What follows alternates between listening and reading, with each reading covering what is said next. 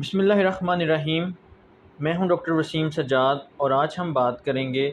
Brain stroke کے بارے میں، جسے سادہ لفظوں میں فالج بھی کہا جاتا ہے یا فالج کے ہونے کی ایک وجہ یہ برین سٹروک بھی ہے۔ آج ہم خاص طور پر اس بات کو سمجھنے کی کوشش کریں گے کہ جب آپ کو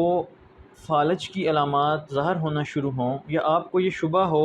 کہ آپ کو برین سٹروک ہو رہا ہے تو کون کون سے ٹیسٹ کروانے چاہیے اور ان ٹیسٹ کی کیا اہمیت ہے اور یہ ٹیسٹ آپ کی جان بچانے میں کس قدر اہم ثابت ہو سکتے ہیں۔ سب سے پہلے جب بھی آپ کو برین سٹروک کا شبہ ہو، یعنی آپ کے جسم کے کسی بھی حصے میں کمزوری محسوس ہو یا آپ کی جسم کا کوئی بھی حصہ آپ کو ایسے محسوس ہو کہ وہاں پہ چھونے کی حس یا وہاں پہ درد ہونے کی حس آپ کی کمزور ہو چکی ہے، تو اس کا مطلب ہے کہ آپ کا نروس سسٹم متاثر ہو رہا ہے اور یہ برین سٹروک کی ایک پہلی علامت ہو سکتی ہے۔ جیسے ہی آپ کو یہ علامات ظاہر ہوں، آپ نے سب سے پہلے دماغ کا سی ٹی اسکین کروانا ہے۔ سی ٹی اسکین اس لیے کروایا جاتا ہے کہ یہ پتہ چل سکے کہ آپ کو برین سٹروک کس قسم کا ہے۔ برین سٹروک کی دو بڑی قسمیں ہیں، ایک اسکیمک سٹروک اور ایک ہیمریجک سٹروک۔ ان دونوں کی ادویات، ان دونوں کو علاج کرنے کے طریقہ کار بالکل ایک دوسرے سے مختلف ہیں۔ اس لیے سب سے پہلے یہ جاننا ضروری ہے کہ آپ کو کس قسم کا برین سٹروک ہوا ہے۔ اس کے لیے ہم سی ٹی اسکین کرواتے ہیں۔ سی ٹی اسکین کے اندر ہمیں یہ پتہ چلتا ہے کہ آپ کو ہیمریجک سٹروک ہوا ہے یا نہیں ہوا، کیونکہ ہیمریجک سٹروک ہونے کی صورت میں آپ کو دماغ کے اندر سی ٹی اسکین کی تصویر میں ایک سفید چیز نظر آئے گی۔ وہ سفید چیز دراصل میں خون ہوگا۔ اس کا مطلب ہے کہ آپ کے دماغ کی کوئی خون پہنچانے والی نالی پھٹی ہے، جس کے نتیجے میں خون دماغ کے اندر اکٹھا ہو چکا ہے۔ اس کو ہم ہیمریجک سٹروک کہتے ہیں۔ اس کے علاوہ دوسرا سٹروک ہے اسکیمک سٹروک۔ اگر آپ کو دماغ کی سٹروک کی تمام علامات ظاہر ہو رہی ہیں مگر آپ کا سی ٹی اسکین بالکل نارمل ہے، تو اس کا مطلب ہے کہ آپ کو ہیمریجک سٹروک نہیں ہوا، آپ کو اسکیمک سٹروک ہوا ہے۔ جب اسکیمک سٹروک ہو تو اس کے لیے پھر آپ کو سی ٹی اسکین کے علاوہ ایم آر آئی کی بھی ضرورت پڑتی ہے۔ ایم آر آئی میں مختلف طرح کے سیکوینس ہوتے ہیں، T1 T2 فلیئر اور ڈیفیوژن ویٹڈ، اور یہ تمام سیکوینس اس لحاظ سے بہت اہم ہیں کہ یہ آپ کو یہ بتاتے ہیں کہ آپ کو سٹروک ہوئے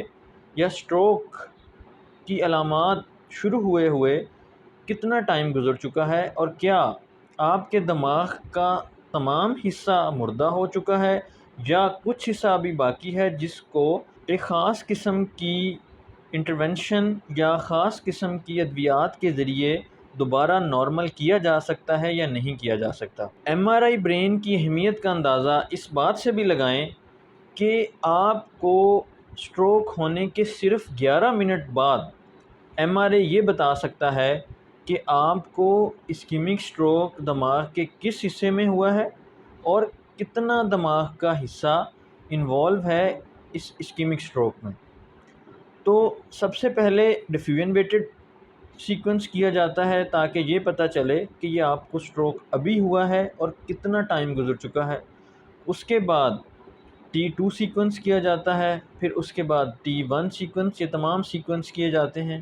اور اس میں یہ پتہ لگایا جاتا ہے کہ آپ کو اسکیمک سٹروک شروع ہوئے